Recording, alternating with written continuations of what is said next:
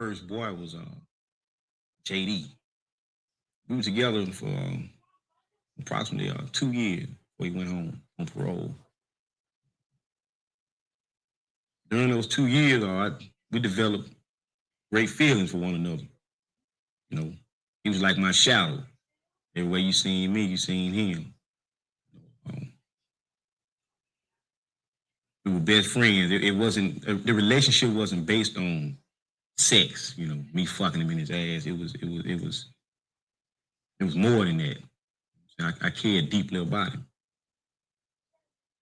I woke up. First thing I wanted to see was him. Before I went to bed at night, the last thing I wanted to see was him. I was in love with him.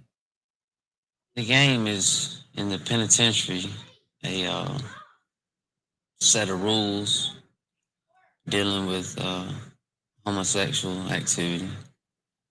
You know, you got what you call boys and sissies. Then you got your man. Um, so, you know, I was looked at to be turned out, you know, what they call fresh meat. I ended up going to down to a room to smoke a joint. We was on the Sun game, 16 dorm at that time. And we ended up doing some other things. And that's what brought me in. Once you start something in here, you don't change it. They don't too easily let you do that. Once you're one way, you're always that way. Clean up, oh God.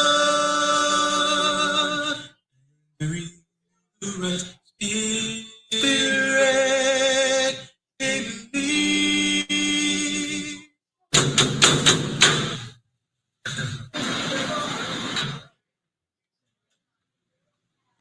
Alabama spends the lowest amount of money feeding inmates than any other state in the Southeast. Mississippi, Florida, Tennessee, Georgia.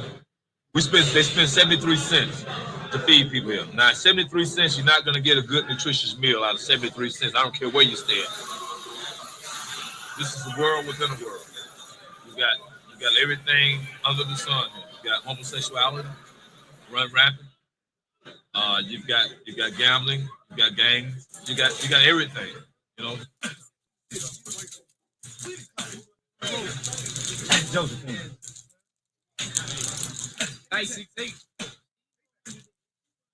JG, my righteous dog. He's like the older brother that I never had. I got unconditional love for him, not just because we both bloods, but because he's always been real to me. You know, we've had our ups and downs and differences and problems, but we love one another. Seriously. We was real close. Like I said, we was close.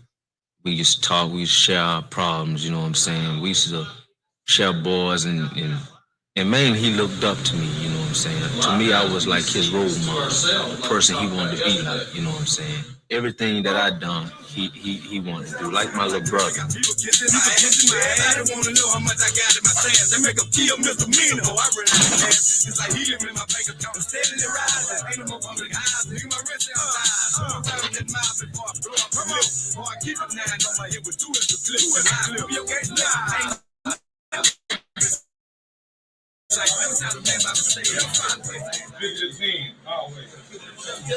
The hustling part is because people don't have any money. And, you know, there's no way to make money. This is how the game works. I ain't got no means of money. I got a box full of candy back there. Cookies, zoos, and wham-whams is what they call it. I'm going to loan it to another inmate. I'll let you get a pack of cookies for 2 packs back next week.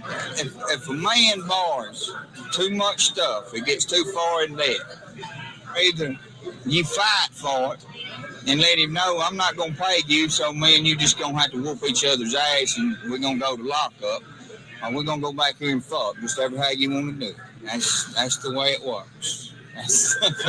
He might have borrowed 10 suits and ended up fucking out his ass the rest of his life while he's here on account of 10 suits. Got him that way. Because 10 suits, if you can't pay it this week, it's going to cost you 20 suits next week. And the week after that, it's going to be 40 suits. So sooner or later, the man's going to step to you and tell you, hey, I'm tired of your shit. Where you take a boy like me? Come from now.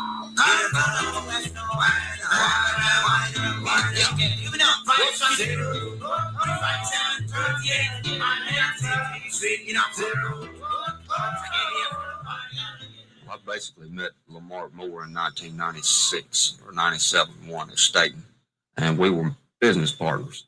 Okay, when I left and he left, we met up again here at Limestone in 2000.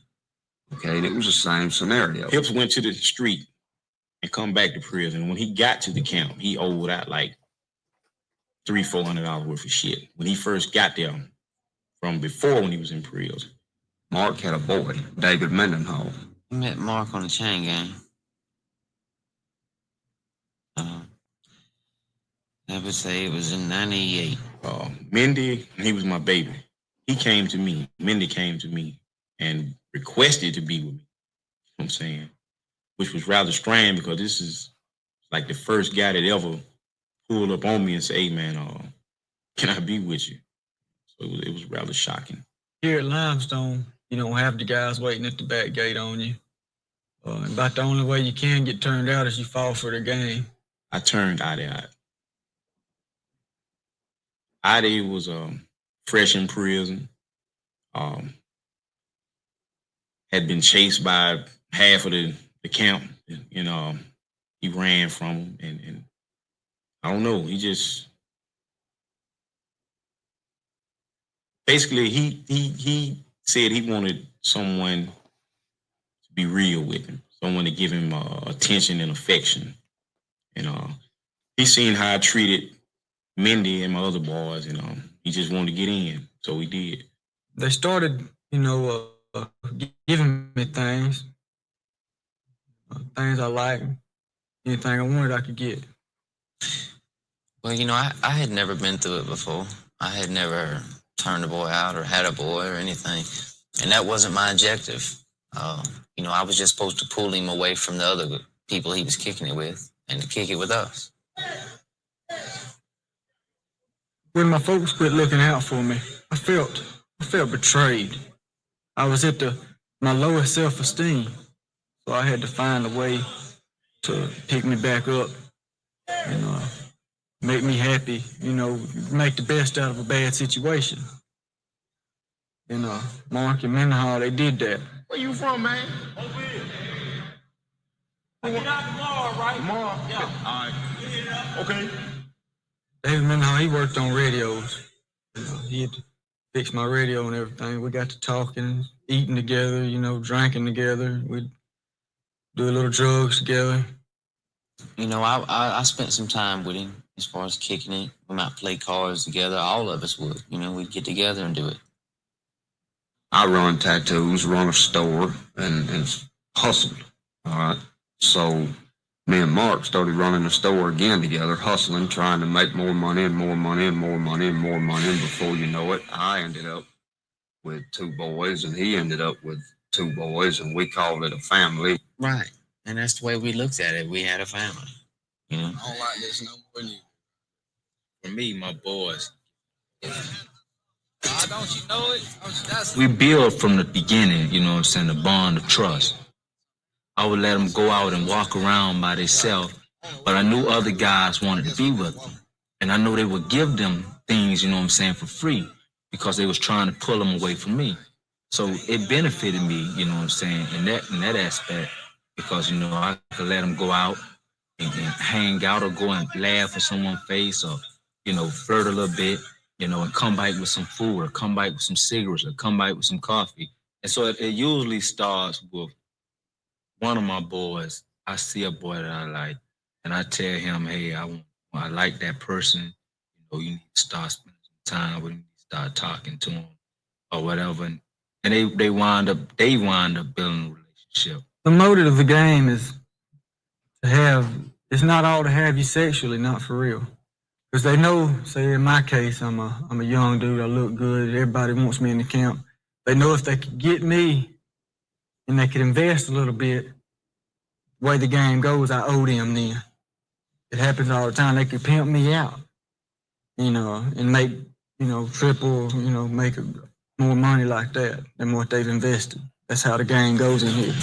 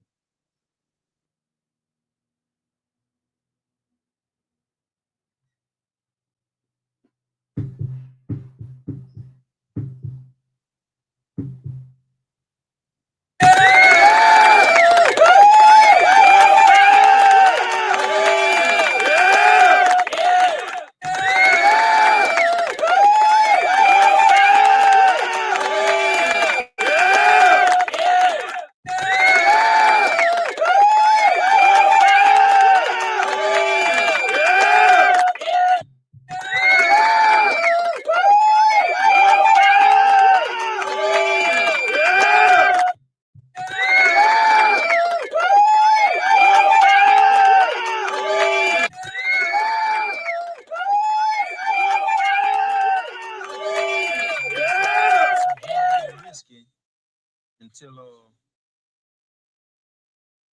I might make Jim Beam soon. Julep is more or less a prison world whiskey. Make it out of yeast, orange juices, and rice. It'll get you drunk, pretty much like free world alcohol.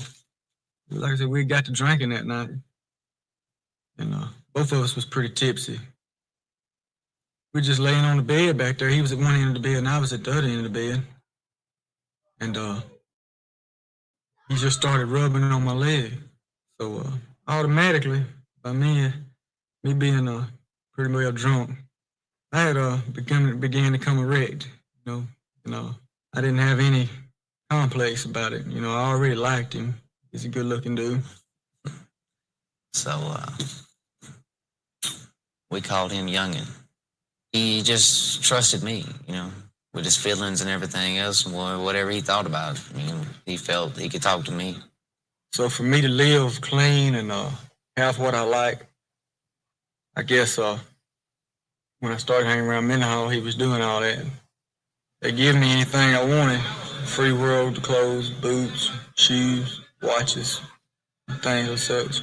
And I knew that if I left that I wouldn't have all those things. After Mark had found out that I had slept with Mindy, he became anxious. He wanted to himself. But as far as me and him, I really didn't look at him like that right then because I wasn't spending much time with him. He was just basically the financial his sister. I wasn't spending a whole lot of time with him. But as I did, I started to grow to like him also. And then when I was spending time with him, Mendenhall would be jealous. So it was causing turmoil in the family. That's what we were, we're a family. This was the second time Mark being here. And they shipped him again.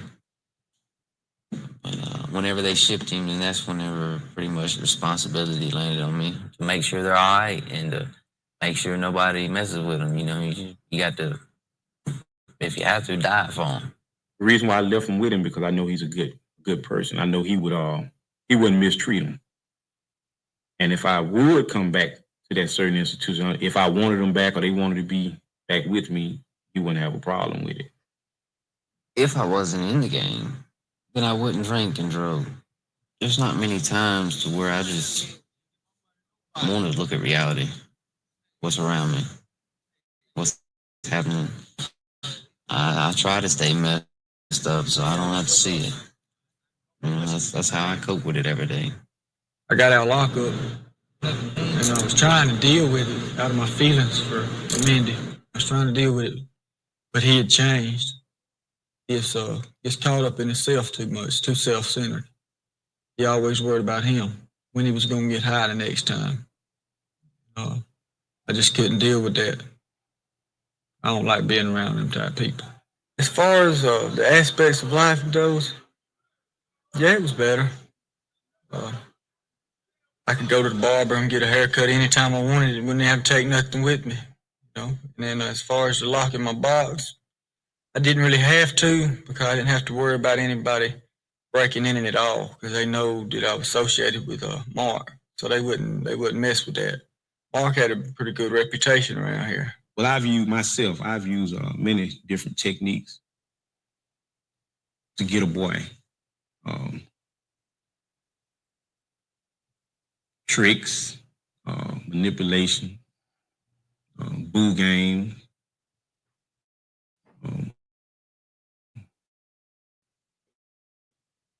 hero type, Captain Save-A-Ho situation, all sorts of things. And yes, I became very good at it. I'll make sure you have something to eat every night. You know, I'll make sure you have something to smoke. I'll make sure you have some coffee. But I'm not never giving it to him directly. He's getting it from one of my boys. So when that person might feel like, no, it's not me or whatever, then I cut him off. I cut his supply off. You know what I'm saying? Now I give him time to think about it. You know what I'm saying? He was getting free dope. He was getting free whiskey. He was getting eating every night. He was smoking every night. And then he was getting free sex. Now he don't get none of that no more. And to be able to get that, then this is what he got to do. Well, one of the first things they're going to throw up is the stuff they've given you. You know, you owe them for that. And then they kind of put the boo down with it, the boo game. And to where you owe them that plus interest, They try to get you in a bind. I'm telling you some gas. What you want to do? Y'all got me leaking and everything. I'm gonna let you get it. Put it all the cup back. Son, give me that thing. I'm just gonna buy your shit, and then I ain't gonna taste it. You don't, hey, look, you ain't gonna just be drinking the whiskey, right? That's all you getting now. What's up? It's gas, ain't it? It's sweet. No, you ain't Trying to sell rock us some bell water. It's You an alcoholic, so it don't even matter. You just want to drink. You always about the big game, man. Ain't no robbing. You always about the big game. Every time I be trying to have some business, man, you always about show the up. beat game, though, man. You still owe me 5 bags, I partner. don't owe you nothing. Man, you still owe me 5 bags. I tell you what, you go ahead and get this. It'll be a great deal. There's a gallon right here. Give me 10. I grew up in a family of 9 brothers and 4 sisters, and my father, he left, when I was like 9 years old. BPS on her stomach stand for Black Peace Stone. She's holding a dope sack in her hand. My other girl over on this side, she's got a bike. She holding a shotgun. That's my hood. What I represent. Black Peace Stone Blood Nation. Looking back over the years, I guess I shed some tears. I told myself time and time again, this time I'm gonna win. Taking the bumps and the bruises of all the things of a 2-time loser. I tried to hold on, my faith is gone. It's just another sad song. I look back at the times, living in a 3-bedroom shack, wicked streets, nothing to eat, and hemming out clothes on my back. So many hard times. I grew up in Pritchard with my grandmother, my mother. Lived there all my life. Slum area, ghetto.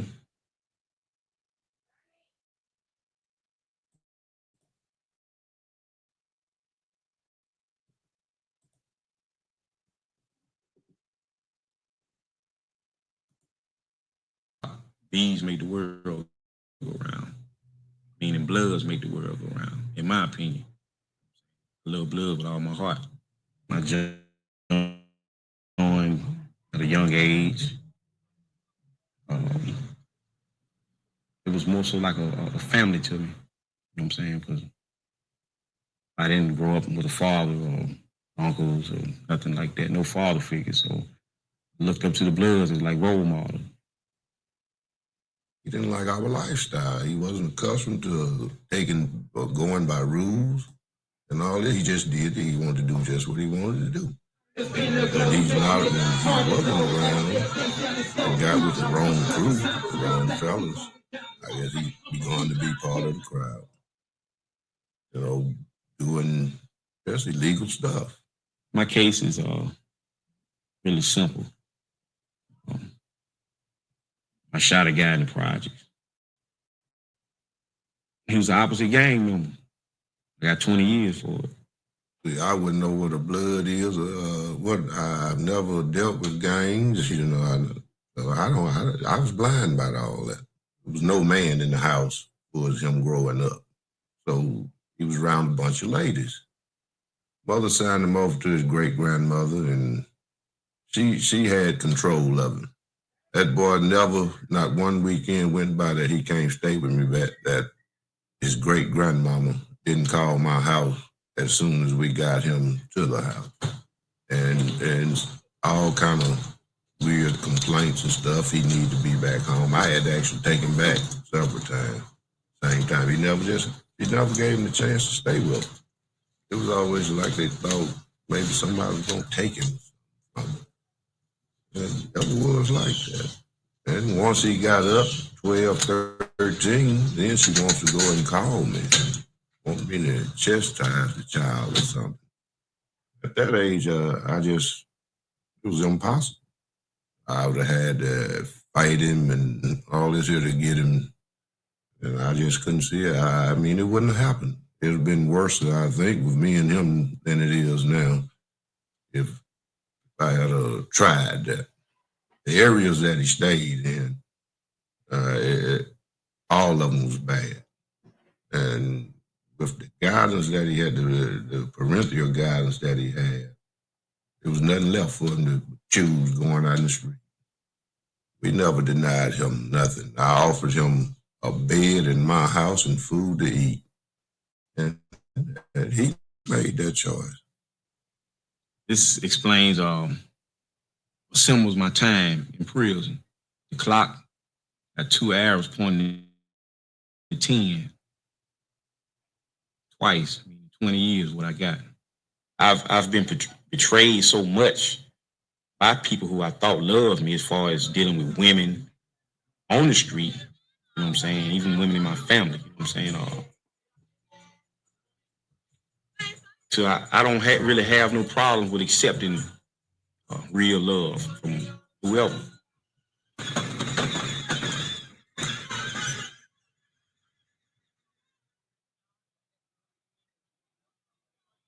First time fuck some ass. Was, 10 Dawn.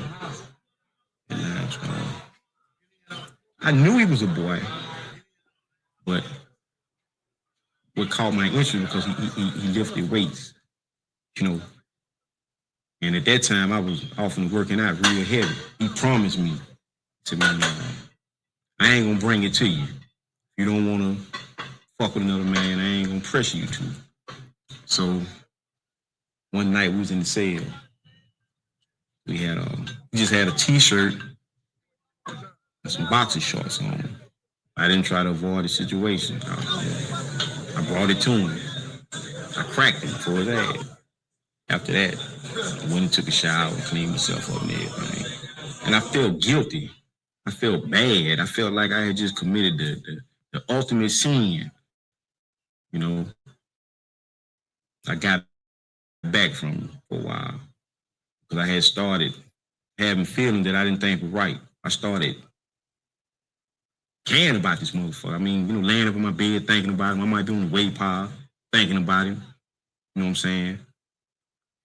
I might see him talking to another dude and I become angry on the inside. It was like jealousy or I don't know what it was.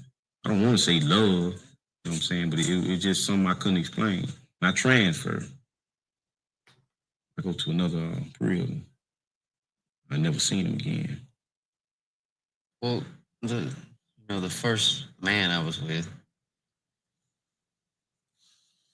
really messed my head up there for a while. I've had knives pulled on me. At that time, I was really more scared because this individual, more or less, I can't think of the word for it. Anyway, he was very dominant, very controlling. I couldn't talk to nobody, couldn't go anywhere without either him being there or something said about him.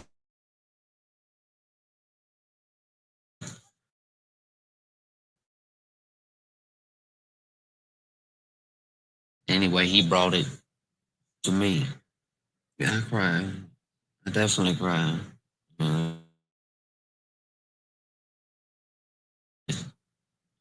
you know, sometimes I'd ask God, how could how could this happen? Because it's something at the time I didn't understand. David Paul, who has been in trouble for 6 years. Maybe, we don't know, we don't judge.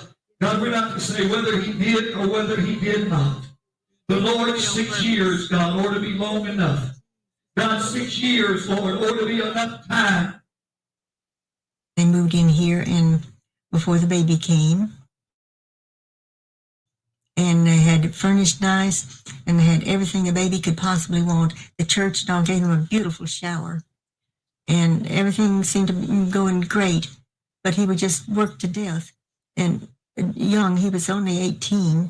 We believe in God and protection, and we prayed much, and had churches, and everyone praying for him, and always they'd pray for him at church. If a baby would cry at church, start to cry, well, she'd hear David hand her over to him. When he gets up, well, he picked the baby up and got up. I guess he, with his back turned to the wall and only about a foot space between them. See, we had this this bed sitting down inside of water bed, big frame, and he gets up on the back side and not very much space between him and the wall there. And I guess he bumped it. He says, Grandmother, he hardly knew what happened because he was half awake and all. But he bumped himself, kind of lost his balance. He threw the baby back on the bed. And she had thrown the covers back. When he got up, he threw them back and it landed on the covers and just rolled right on off.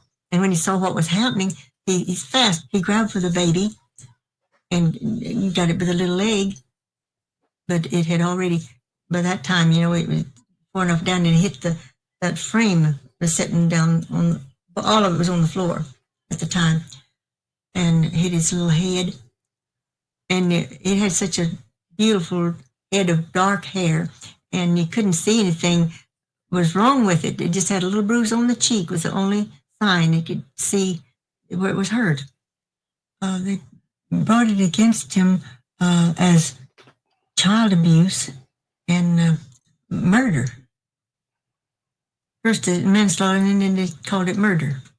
I didn't have enough years and time and knowledge under my belt to be a father and be really supportive and foresee things coming and know what to do about it to shape a young person's life, to really be the pillar that I should have been. Now my son is 18 and married, the baby on the way. Half asleep, too tired to think an accident occurred. Now the baby's dead and the charges are red. Murder in the first degree. Now my son's in prison. Wish I could set him free. Well, when you're first coming in, that's what it makes you feel like. Makes you feel like that your life's on the line. That's the kind of positions they put you in. All those kind of threats come. I've been told that I'd be on TV. My folks would see me on TV, dead. Murdered in Limestone Penitentiary. I've had my life threatened a few times. David Jr. was real close to the breaking point.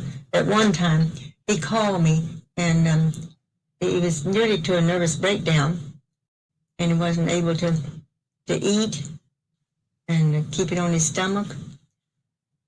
And he had a homosexuals there and so forth. And he was afraid to go to the authorities because they had threatened him. And he didn't know what to do, so he called me.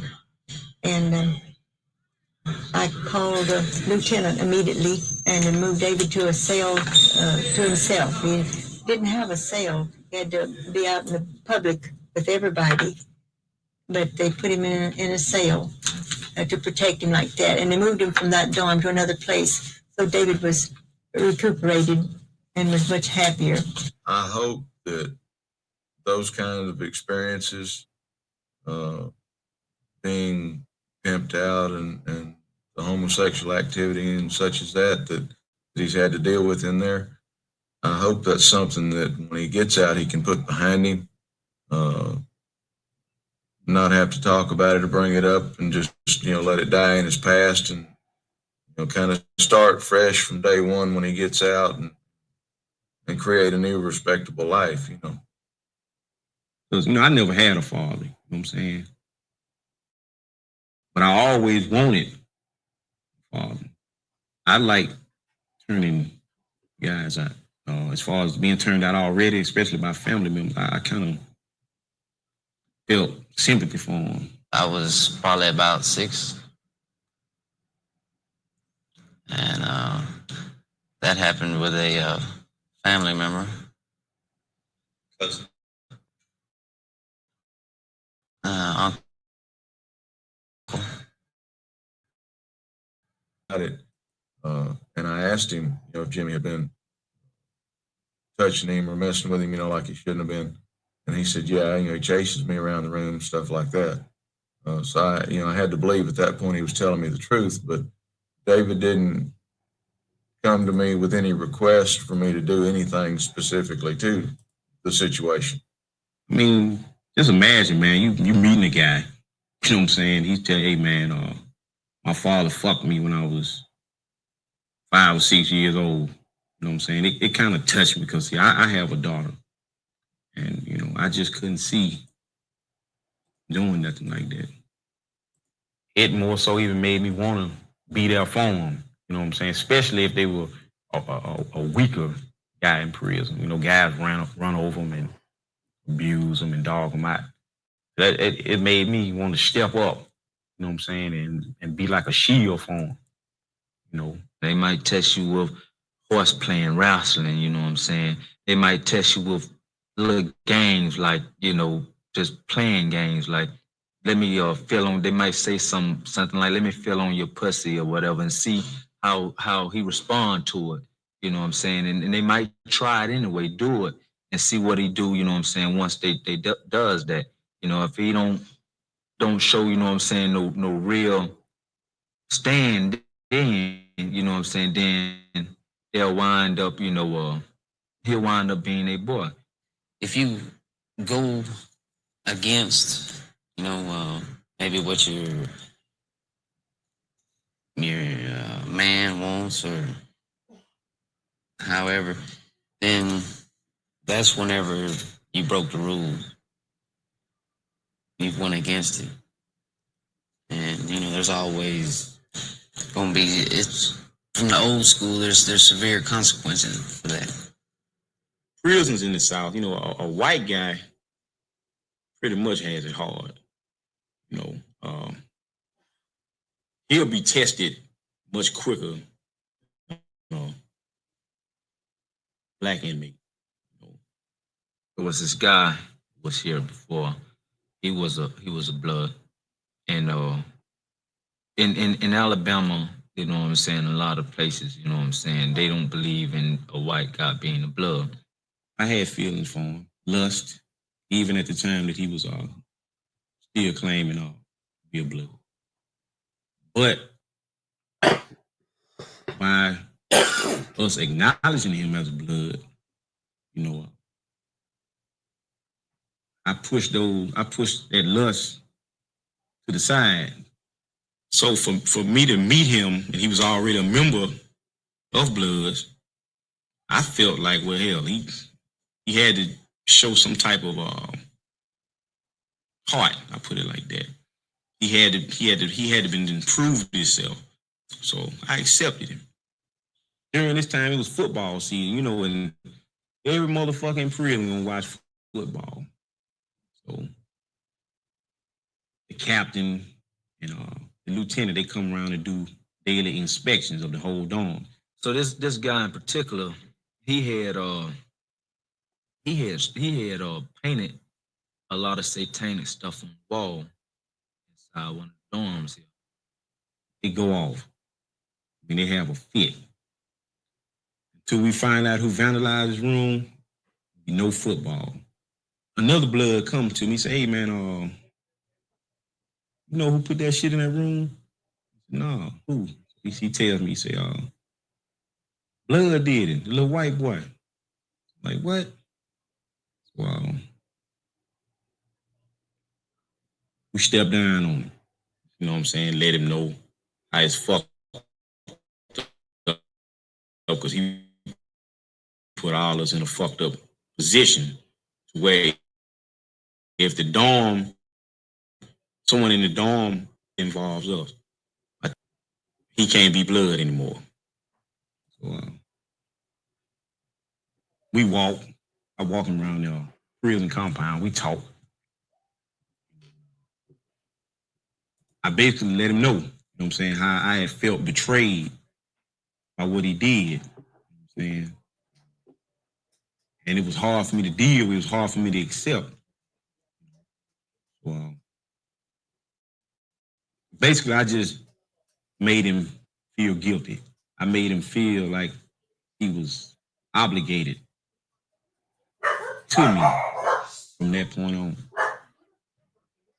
He agreed with it. Me and truthfully, I seen that as an opening for me to move in and turn him out. I started to put my plan to making. I let him know that I want him to be with me. I let him know that I want to have sex with him. I let him know I want to lay with him. So I came over there to that dorm the next day, been drinking, smoking some reefer or whatever. And I go to my little brother's cell. Well, I call him my little brother, Mark. I go to his cell and he telling me, he running the whole story down to me what this person did. So after he run the whole story down to me, like I had his door, they have cells, I had his door cracked and I see him and I call him. I say, hey, I call him up there and he come up there. So when he get up in the cell, I'm really playing. I'm playing at first. I was playing it. I was playing at first. So I asked him, I said, man, you know what you did could have got a lot of people messed up. So he's like, yeah. I said, what if we rape you right now? How would you like that? He started crying and begging and pleading. You know what I'm saying? Mark, I don't want to be like this. I don't want to be gay. I don't want to. But at this time, you know what I'm saying? I'm out of control. I don't want to hear nothing. No talk. So my little brother, he jump up. Oh. I tell him to turn around. He turns, he moves slightly. I tell him to turn around again. He still doesn't want to turn all the way around. So I said, bitch, if I have to tell you to turn around one more time, I'll break your jaw. He turns around. He make him come out his clothes. First, he reluctant about coming out his clothes, so he slap him again. So when he slap him this time, he gonna come up out his clothes. He go to feeling on him. I squeeze his ass cheeks. 2 handfuls. He tenses up.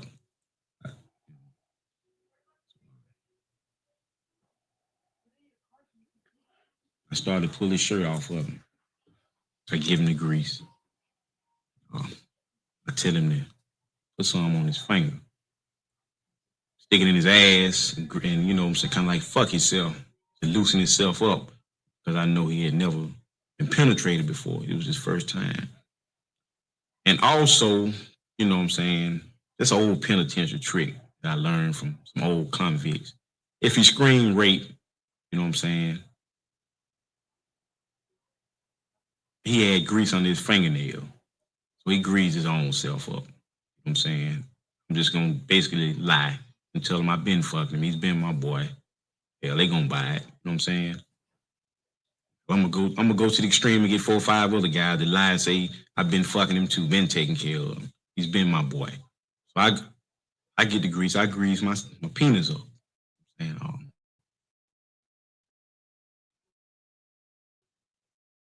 I lay him down on the bunk, flat stomach.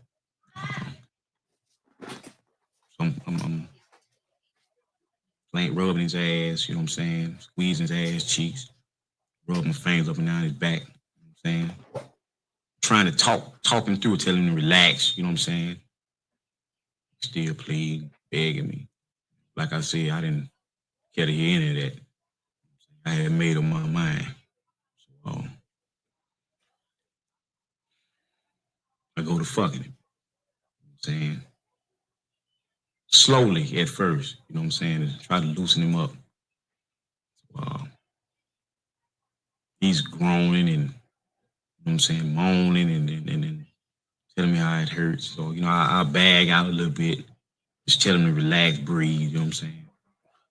I'm fucking.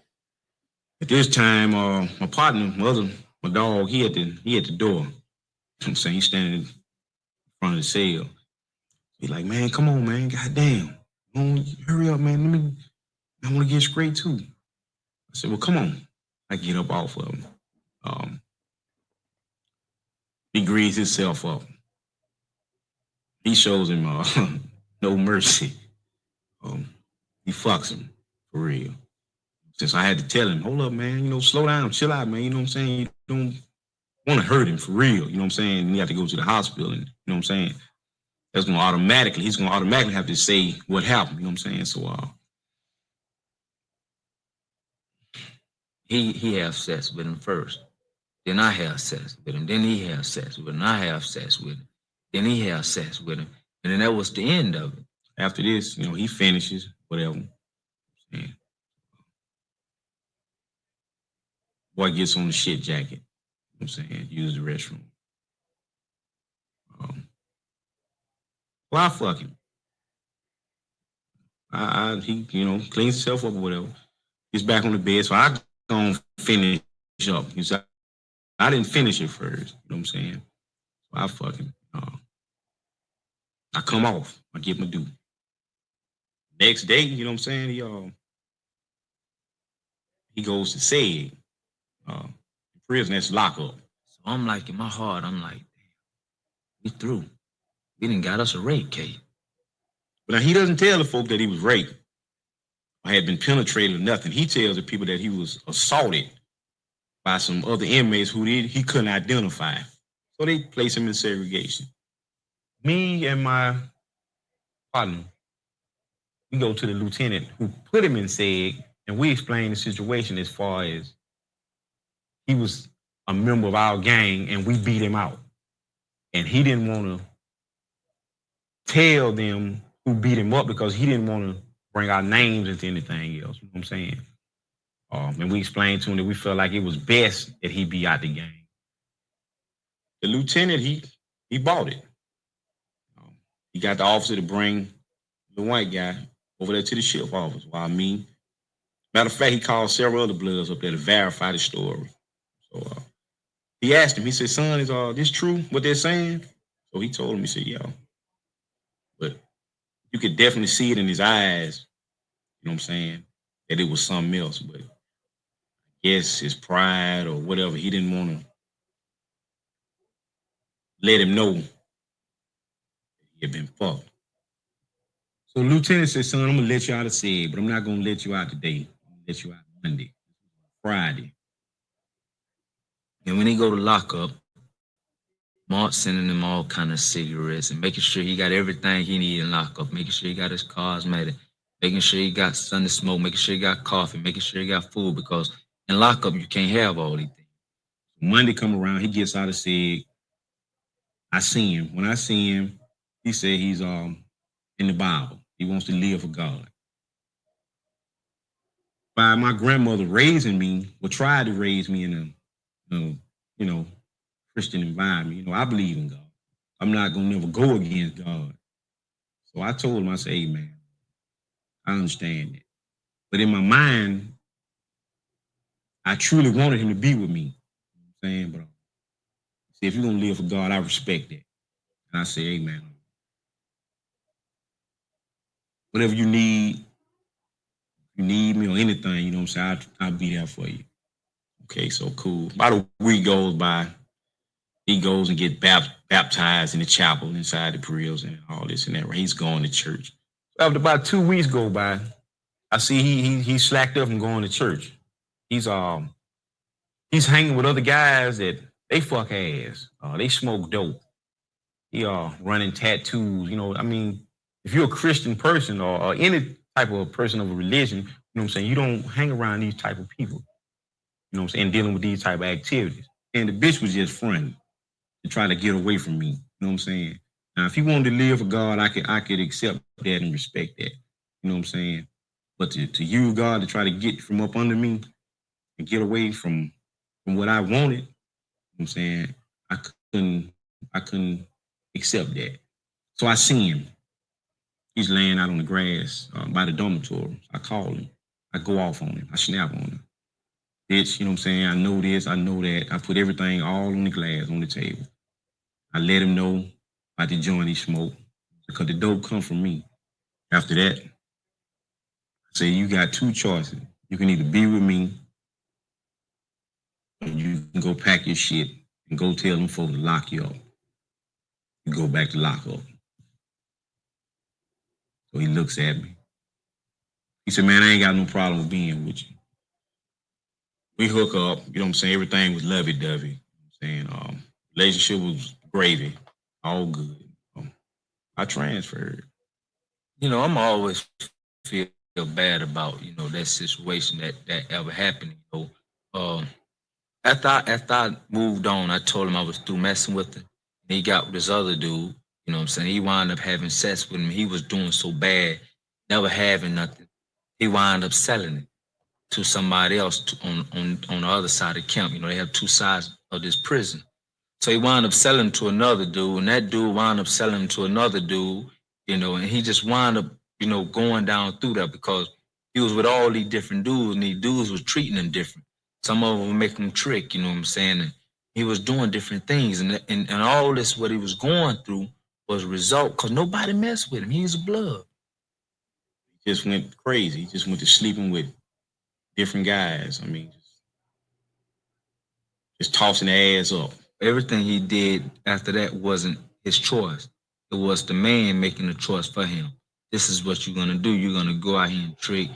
You're gonna go and make some money. If I don't want you no more, now I'm gonna sell you to him.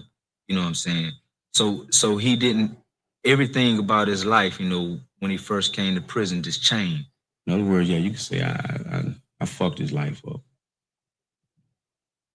If he stayed gone for 5-6 years or whatever, if he ever come back to prison and there's someone in prison that remember him from then, he will always be a boy. It bothered me at times. I've even wrote him letters to apologize.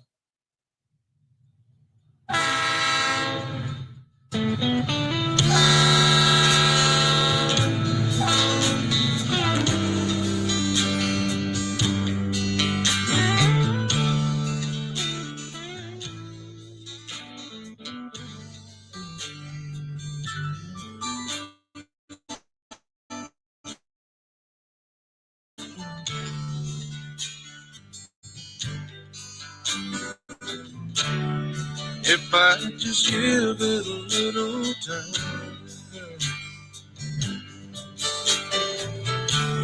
every now and then, I think you're right. Something always happens and you're right back here. Biggest lie.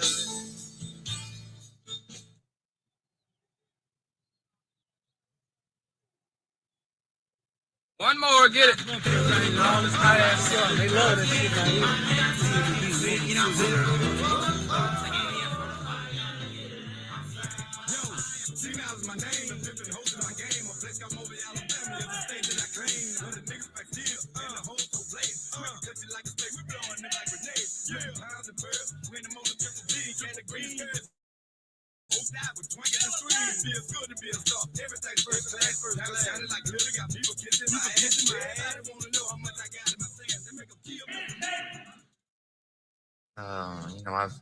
I felt shame,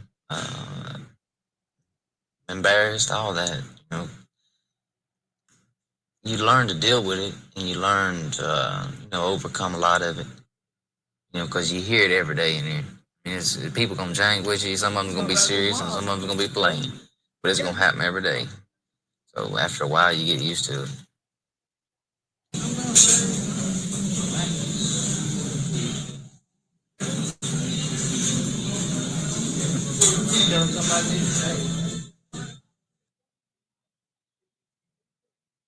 When something like that happened and got in my workout program, done what they call taking him under my wing.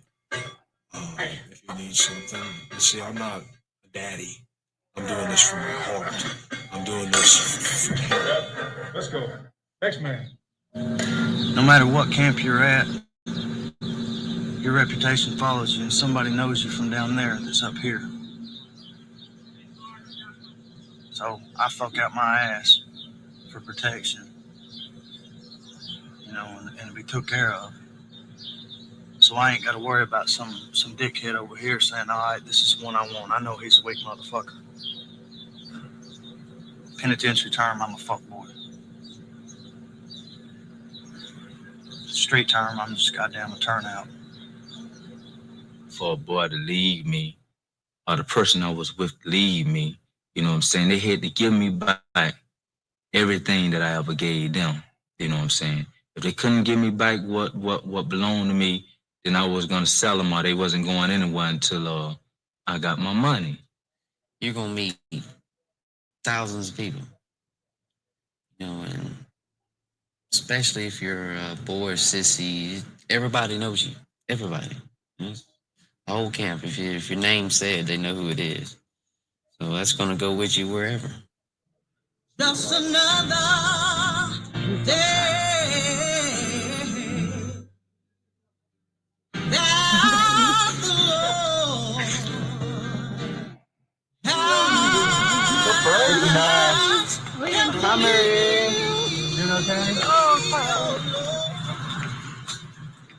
Right now, at this moment, I'm trying to get myself back together, right? That's why I felt as if it was important to confess and talk about my past. I don't know. I did everything I thought possible. I think I was fair. But then if I had to do it again, I would do it again, but I would do it different. First of all, he would have been, I should have gotten him when he was a baby. On the street, I never thought that I would even be with another man, period. No way. I thought I could love another man, have affection towards another man. Over the years, you know what I'm saying? I don't know. Prison turned me out to sort of a freak. Upon my that I don't beat them, so guarantee success. Promise to survive. My mom be my witness, nigga. I'm gonna stay alive. Shoot the shit and only gain a couple cents. Survive with the bitch, get out this prison. Trying to coat my homeboy across the dorm, getting his asshole torn. We going through a storm. They made me an animal. I made a shake just in case you fools want to fade me. But this lifestyle, this how they paid me. Locked up in these chains, stuck in this game. My homeboy getting raped is a motherfucking shame. What I'm going through, but I still chill for my crew. Throw it up, nigga. What would you do if you was locked down in this motherfucker? Should I maintain or go out like a buster? Just another sucker dead, gone. This modern day slavery